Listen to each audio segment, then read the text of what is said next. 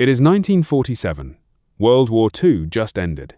And at Harvard University, a team of engineers is feeding math problems into a machine the size of a small room. The machine is called the Harvard Mark II. It does not look like the computer you use at school. There are no screens, there are no keyboards, there are rows and rows of glass tubes, blinking lights, and thousands of small metal boxes called relays.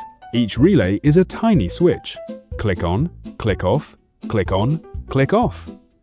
Thousands of times per second, the Mark II used those clicks to do math for the United States Navy calculations about PODAN, missiles, and the path of PODAN in flight. It is September 9th, 1947. The Mark II is making mistakes. Numbers come out wrong. The team pries open the door of one of the relay panels, a metal box about the size of a shoebox, full of wires. They look inside. Something is stuck. A small, grey moth. Its wings are folded. Its body is wedged between two metal contacts. The moth has been inside the panel long enough to die. The team found the bug, the real kind. The Mark II could not click the relay closed because the moth was in the way. The team did not throw the moth away. They taped it into the engineering logbook, a notebook where the engineers wrote down everything the Mark II did that day. They taped the moth next to the entry for Relay 70, Panel F. With a pencil, one of the engineers wrote, "First actual case of bug being found. The page is yellow now. The tape is old, but you can still see the moth, wings spread, taped flat against the paper." That logbook page is now at the Smithsonian in Washington, D.C., under glass in the National Museum of American History, alongside Abraham Lincoln's hat and the Star-Spangled Banner. The engineers did not just write the moth down. They removed it. With tweezers, they pulled the dead bug out of the relay. Then they closed the contacts by hand. Click. The relay worked again. The Mark II started giving the right answers. The team laughed.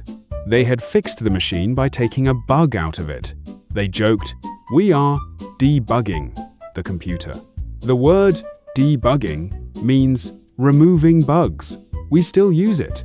Every time a programmer today fixes a broken program, they say, "I am debugging it." The word has been used for more than 70 years.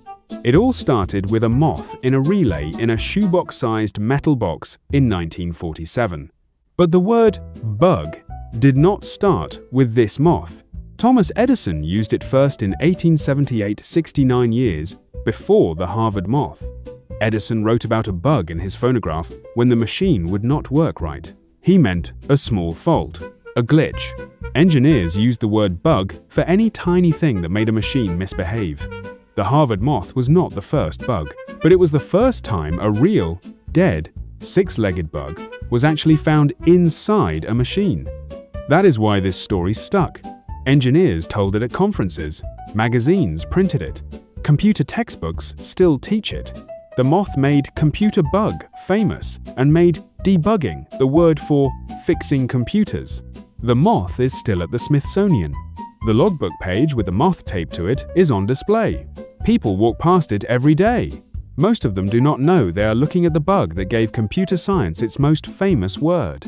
Today, when your phone app crashes, you call it a bug. When a video game freezes, you call it a bug. When a self-driving car makes a wrong turn, that is a bug too. Every programmer in the world spends hours debugging, finding, and removing those small faults. The word was not born in a software lab. It was born in 1947 in a metal box the size of a shoebox, in a moth that flew in through an open window at Harvard and got stuck.